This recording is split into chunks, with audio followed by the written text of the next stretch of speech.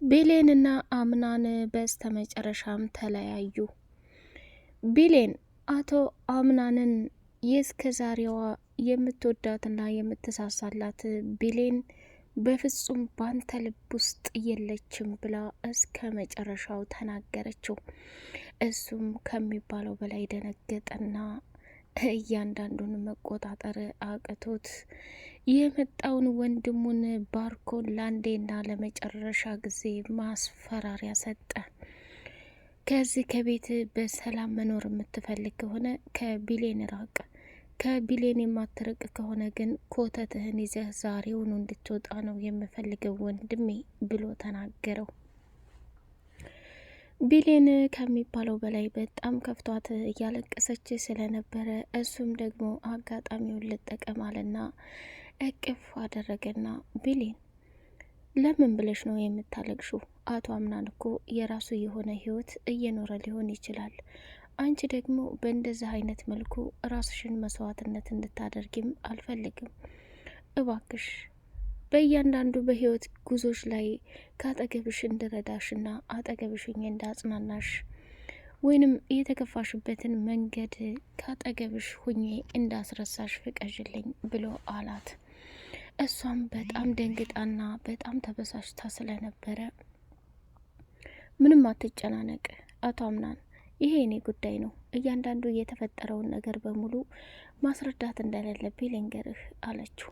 እሷም በጣም ግራ ተጋባትና ከፍቷት እያለቀሰች በነበረ ጊዜ እጅግ በጣም በሚገርምና በሚደንቅ ሁኔታ ወደ ስተዛሬ መዝናኛ ቦታዋ ሂዳ ነበርና እዛ ቦታ ላይ ስትሄድ ደግሞ ከሚባለው በላይ ጓደኛዋ መታ ያጽናናቻትና ቢሌን ፍቅር እኮ በአንድ ጊዜ እንደዚህ በቃኝ የሚባል ነገር አይደለም ብላ አለቻት። ወይዘሮ ዛህራም የኔ ልጅ ተረጋጊ፣ አምናን ላንቺ ያለው ቦታና ስሜት በጣም ረቂቅ ነው።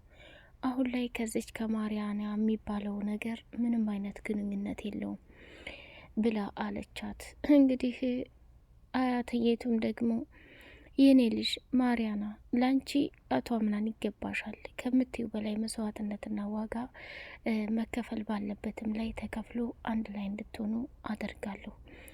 አባቴ ሲመጣ ደግሞ ሁሉንም ነገር እንደሚያስተካክለውና እንደሚያሳካው ማወቅ መቻል አለብሽ ብላለቻት። ቢሌን በጣም ተበሳጭታ ስለነበር ወደ ውጭ ልትወጣ ስትል ሜርሲ አገኘቻትና አንቺ ቀሚስ ለባሽ ምንድነው የተፈጠረው ነገር ንገሪኝ ብላ ስትላት የአቶ አምናን ወንድም ወይንም የወይዘሮ ሞርዜና ልጅ መጥቷል ብላ አለቻት። ወይኔ ጉዴ፣ በቃ እኔ ከዚህ ከቤት አንድ ቀን ከወጣሁኝ የማየው ነገር ሌላ ነገር ነው እንዴ? በጣም ይገርማል እያለች እጅጉን በጣም መደነቅና መገረም ጀመረች። ወይዘሮ ሜርሲ ነገር ለማጣራት ስትል እየበረረች ወደ ውስጥ ገባችና የተፈጠረውን ነገር ለማጣራት ስትል የአምናንን ወንድም አገኘች። እሱንም ደግሞ ስሙን ከተዋወቀች በኋላ ስለዚህ ስለ ቤት አንዳንድ ነገር እንድትነግርኝ ይፈልጋለሁ። አዲስ እንደመሆን መጠን የሰዎቹን ባህሪ፣ መልክ እንዲሁም ደግሞ ጸባይ መረዳት አለብኝ ብሎ አለ። ምን ያስቸኩልሃል ሞርዚና? ይሄንን የሚያክል ልጅ አሳድጋ በማምጣቷ በጣም የሚገርምና የሚደንቅ ነገር ነው። ሰው ለካ በጣም የሚገርም ታሪክ አለው። እና አሁን ታዲያ አንተ የአምናን ወንድም ሆንክ እንዴ አለችው። ምን ችግር አለው? ስለዚህ እያንዳንዱ ባህሪ ንገሪኝ ብላ ሲጠይቃት ሜርሲም እንግዲህ ከወይዘሮ ዛህራ ጀመረችና እሷን መልካምና ጥሩ እንዲሁም ደግሞ የአቶ አምናን አክስት እንደሆነች ለዚህ ለቤት በጣም እንደማስፈልግና የቤቱ መሪ እንደሆነች ስትነግረው እሱም በጣም ደንግጦ ራሱን መቆጣጠር ቢያቅተውም እውነታውን አምኖ መቀበል ስላለበት የራሷን የሆነ ባህሪ በሙሉ ነገረችው። ከዛ ወደ ወይዘሮ ዛህራ ስትሄድ ዛህራ ማለት በጣም ብዙ ታሪክ የምትናገር እንዲሁም ደግሞ የቤታችን የክችን እንትናት እያለች እንትናለችው። እንግዲህ ወይዘሮ ዛህራም ለወይዘሮ ሞርሲና አንቺ ይሄን ያክል ልጅሽን አሳድገሽ በህይወት እንኳን እንዳለ ተስፋ አድርገሻል። እኔ ለረጅም ጊዜ የጠፋችብኝ ልጄን አገኛታለሁ እያልኩ በጉጉት እየጠበቅኩ ነው ብላ አለች። ወይዘሮ ሞርዚናም በጣም ደነገጠችና ፍጥጥ ብላ ቀረች። ሰላም ሰላም ሰላም! ውድ የተከበራችሁ የተወደዳችሁ የቻናሌ ቤተሰቦች፣ የስጦታ ሚዲያ ቤተሰቦች ቻናሉን ላይክ፣ ሰብስክራይብ እያደረጋችሁ አበረታቱኝ። እጅግ በጣም በጉጉት የምንጠብቀው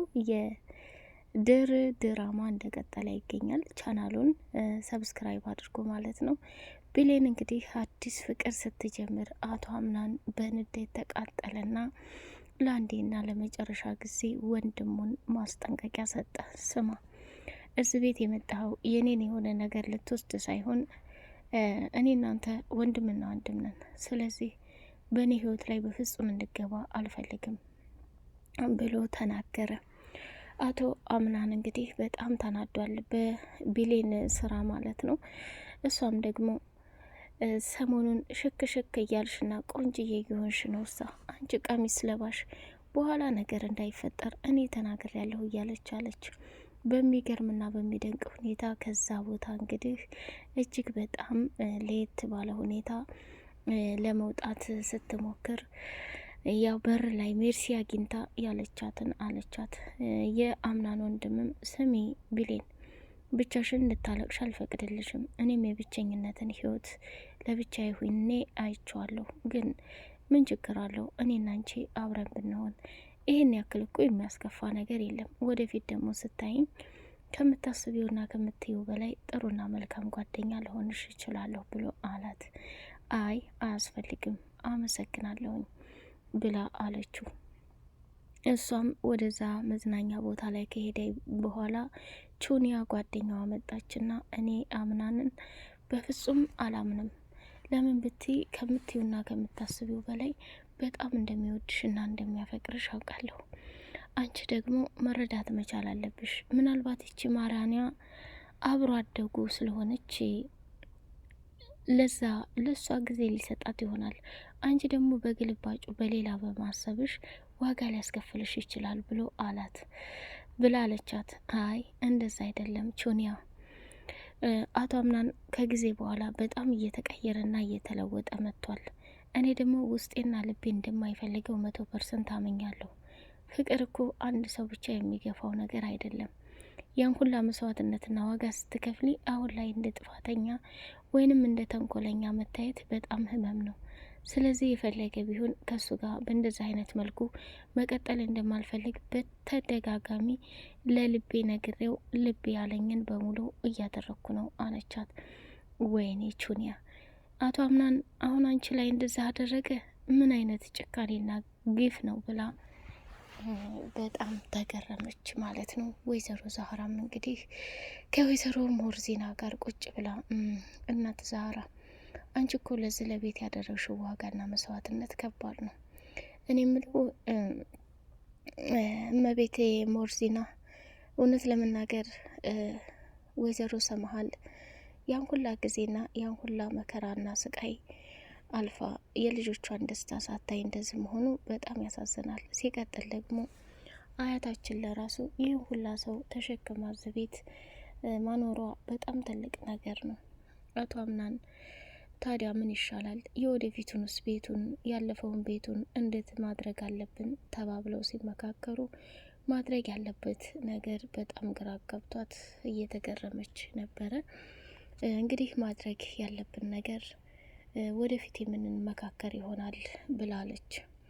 ይሄው ማርኮ ደግሞ በር ላይ እንግዲህ ሲቆረቁር ወይዘሮ ሞርዚናን አገኛትና ስሚ፣ ይህን ያክል ጊዜ የኔ ወንድም ተብዬው እንደዛ አይነት ቤትና ህይወት እየኖረ እኔ ግን ከሚባለውና ከሚታሰበው በላይ በችግር ተቆራምጄ እሱ እንደፈለገ በእንደዛ አይነት ሰውና ማህበረሰብ ላይ ተቀምጦ እኔ ደስታን አጥቼ ብዙ መከራና ስቃይ በልቻለሁኝ ከሚባለው በላይ። አሁን ግን የምፈልገው ነገር ቢኖር ከድርጅቱም ግማሹን ፐርሰንት እንድታካፈኝ፣ ይህንንም ቤት ቢሆን በገዛ ስሜ እንደማደርገው ዋጋና መስዋዕትነት መክፈል እንዳለብኝ ነው የሚሰማኝ ብሎ ሲላት ይሄ ቤት እኮ የአምናን ቤት አይደለም፣ ምንድን ነው እንደዚህ አይነት የማይረባ ነገር የምታደርገው?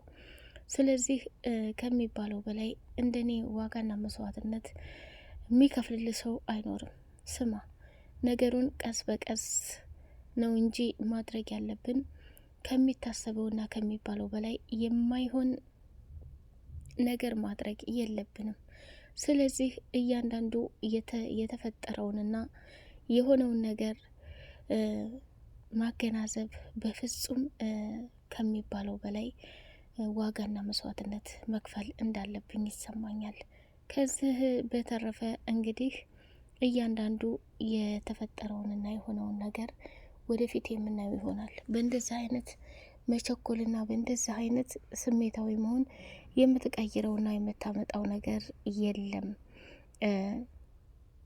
ብላ ተናገረችው። እንግዲህ ማርኮም በጣም እያስመሰለ ከአምናን ጎን ሆኖ ስለ ድርጅቱም አንዳንድ ነገር ማወቅ እንዲሁም ደግሞ እየተፈጠረ ያለውን ነገር በሙሉ አቶ አምናን ለማወቅ እየተነሳ ይገኛል ማለት ነው። እንግዲህ ያንን ቤት ድብልቅልቁ የሚያወጣው አቶ ማርኮ ይመስላል ማለት ነው። ቢሌን ወደ ውጭ ልትወጣ ስትል እናቴ ዛህራ ካሁን በኋላ ስለ አምናን እንድታነሽብኝ አልፈልግም። እኔ ውጭ የምወጣው ራሴን ለማደስ ጥሩ አየር ለማግኘት ነው። ከዛ በተረፈ ግን ከምትዩና ከምታስቢው በላይ አቶ አምናን በጣም በጣም በጣም ልቤን እንደሰበረውና ልቤን እንደጎዳው ነው የምነግርሽ። ከዛ በተረፈ ግን እኔ የምፈልገው ነገር ቢኖር በሰላም መኖር ነው የምፈልገው። በቃ ሁሉም ነገር ሰልችቶኛል። ስለዚህ መቼም ቢሆን መቼም አንቺ ከምታስቢው በላይ እኔ ውስጤ ተሰብሯል ብላ ነው ለወይዘሮ ዛህራ የነገረቻት። ቢሌኔ መቼም አሁን ላይ ነገሩ በጣም ቢያሳዝንም ወይ ካልሆነ ስለ እሱ ደጋግመሽ የምታነሽብኝ ከሆነ ቤቱን ለቅቄ ነው የምወጣው ብላ ስትላት፣ እኔን እናትሽን ወዴት ጥለሽ ነው የምትወጪው? ልጄ ጠብቂ፣ ሁሉም ነገር በጊዜው ይስተካከላል። አቶ አምናን አንቺን የሚጠላበት አንደበት በፍጹም የለውም። እንዴ እናቴ እየነገርኩሽ እንኳን አይገባሽም እንዴ?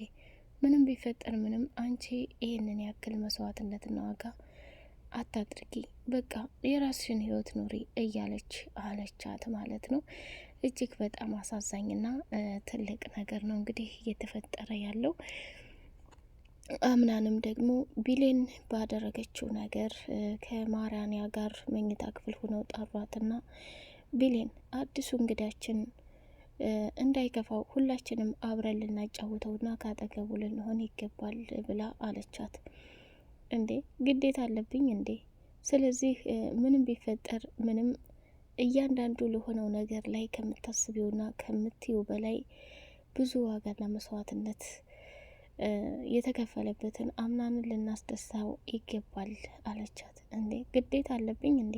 ከመጣው እንግዳ ጋር አብሬ መሆን አለብኝ እንዴ አለቻት። አይ እንደዛ ማለት ሳይሆን አለ አይደለ እያንዳንዱ ለሚሆነው ነገር በሙሉ እንደ አንድ ቤተሰብ ሁላችንም እንትን ልንል ይገባናል አለች። ሌላው እያንዳንዱ የሚገርመውና የሚደንቀው ነገር እንዲህ አይነት ሰው ትሆኛለሽ ብዬ አልነበረም። ቢሌን ቆይ ምን ሆነሻል? የተፈጠረና የሆነ ችግር ካለ አብረን መወያየት እንችላለን ብላለቻት። እኔ ጋር ምንም ችግር የለብኝ ማሪያንያ፣ አመሰግናለሁ። ካሁን በኋላ ለራሴ ጊዜ ሰጥቼ እንደፈለግኩ መሆን መብት ያለኝ ይመስለኛል። ስለዚህ መልካም ቀን ብላ ታያት። ማሪያና የፈለገችው መሆን ትችላለች። ጥሩና መልካም ነገር አንዳንዴ ለሰዎች ስታደርግላቸው የሆነ አስተሳሰብ ይኖራቸዋል። ስለዚህ ሁሉም ሰው እንደ ፍላጎቱ መሆን ይችላል ብሎ ተናገረ። ቢሌንም በጣም ተናደደችና ከዛ ቦታ ወጣች። በቀጣይ ፓርት እስከምንገናኝ ድረስ ቻናሉን ላይክ ሰብስክራይብ እያደረጋችሁ ለምታበረታቱኝ ውድና መልካም ቤተሰቦች እጅግ አድርጌ አመሰግናለሁኝ። እንግዲህ የቢሌንና የአቶ አምናን መጨረሻ ምን ይሆን የሚለውን በቀጣይ ፓርት